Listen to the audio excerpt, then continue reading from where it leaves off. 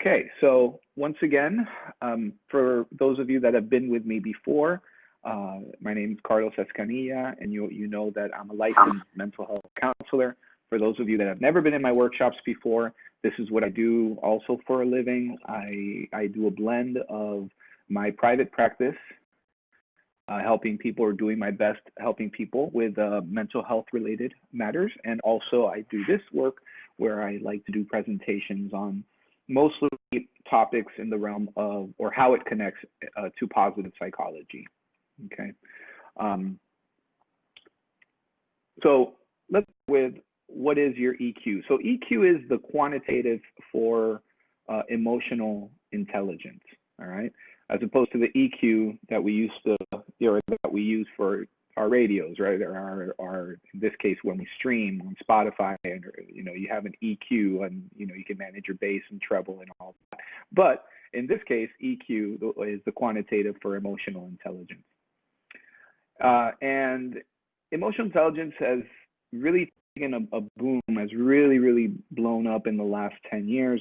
It's been around since the 90s, kind of correlated with Martin Seligman's further research on positive psychology, which focuses on the fact that psychology doesn't always have to be this goal of an absence of mental illness, but it could also be the goal of focusing on what contributes to our well-being and how well are we paying attention to all these factors that contribute to our well-being. And one of the vehicles that we have, and the most effective vehicles that we have to make sure that day in and day out we are growing and that we are gaining self-awareness and introspection is our emotional intelligence. Now, through a research study of approximately 50 years, it's been shown that 80% of a person's life success, okay? So life success meaning all the pieces of the pie that encompasses well-being: stress, mastery, physical exercise, nutrition, financial competence, quality of relationships, interpersonal communication, right? All these things, right? 80% of a person's life success is owed to their ability to apply all those factors in their life.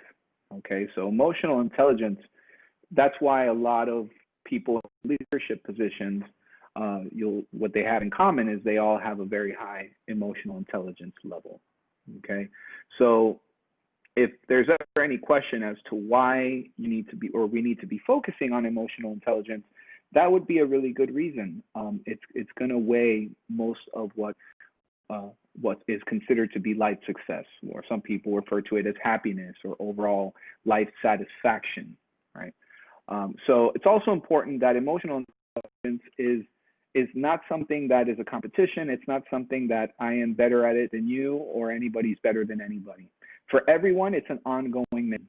We all have emotional limitations. We all have things about that trigger us that at some point or another are going to make our emotional, or our emotional intelligence is going to take a hit, because we're all flawed.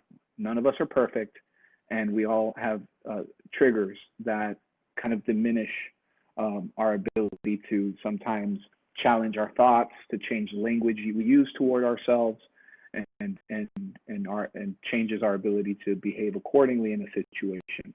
Okay, so emotional intelligence is this part of personal and professional development that's ongoing, that we can never get enough of, because the way humans are, we are designed to look out for danger. So this is why it's easier for us to be negative than it is for us to be positive.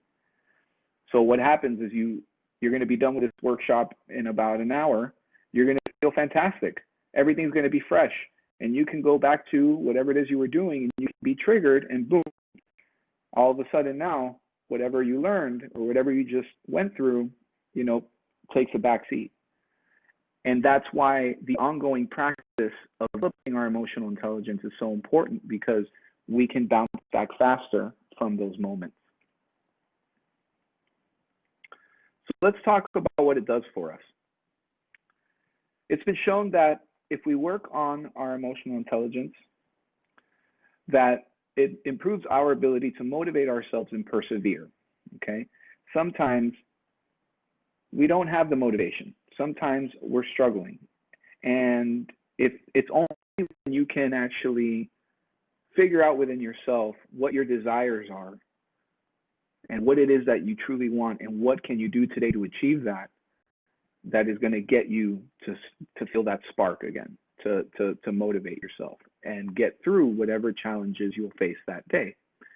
And that whole process involves a lot of self-awareness, as you can imagine. Right? So it does provide us the ability to motivate ourselves and persevere. And on that same note, it helps us overcome adversity, right? It helps us reframe our thoughts towards a situation. So I'm going to be saying that a lot in this presentation because the correlation between cognitive behavioral therapy and emotional intelligence, one of the foundations of cognitive behavioral therapy is the ability to challenge the thoughts that come to our mind, right? Which our thoughts are automatic. Once they are there, they're there. We can't control what thoughts come into our mind, but we can control how we react to those thoughts and how we challenge those thoughts. And that will end up changing our behaviors towards situations. So overcoming adversity is one of those, and it's very, very important. A very strong point when it comes to emotional intelligence in the workplace and or virtual workplace is this ability to delay gratification, this ability to know when to stop, take a breath, and really process and think, how am I going to manage this situation that's making me a little upset or a little uncomfortable, or, you know, or I'm just not sure how to feel right now, right? When certain emotions are triggered, sometimes it just feels really good to just say what's on our mind right away. And yeah, for some milliseconds, it feels really good to be able to body what is truly on your mind. But we all know that a few seconds, not even, some milliseconds after letting that out, we say, oh, I shouldn't have said that. Or, oh, maybe there was a better way of communicating that. Maybe this is not productive. This might have made my situation worse. Have any of you ever gone through that? You know, if you have, definitely share, or at least, you know, put yes or no in chat. You know, those moments where you experience the gratification of telling somebody or giving them a piece of your mind, and then quickly after you go, oh no, I just think I made the situation worse. Well, when you go developing your emotional intelligence, then you know that it's very rewarding to be able to take a pause and stop, say, okay, this is what's happening, this is triggered, now I need to respond in a way that is productive. And we're going to talk a little bit more about that. Obviously, it all connects to this concept of being able to control our emotions and impulses, especially in the workplace. We need to start with a place of compassion and also a little bit of logic. So I'm going to talk a little bit on the emotional side. I'm going to talk a little bit about the logic side. The logical side is that we spend the majority of our time or performing work-related matters, which means that we spend a good portion of our life interacting with people at work. And we're not always going to have the best experiences because everyone is so different. You might end up working with somebody who's completely different than you are. And we have to know how to handle ourselves in those moments. All right. So the logical side is, if I spend 50% of my life, for example, at work or performing work-related matters, then it is in my best interest to make sure I know or have all the skills or all the tools in my toolbox to be able to do things like delay gratification, to control my emotions and impulses, to come from a passion and say, okay, you know, we're both frustrated about a topic or something has occurred, and you know, we need to work this out together.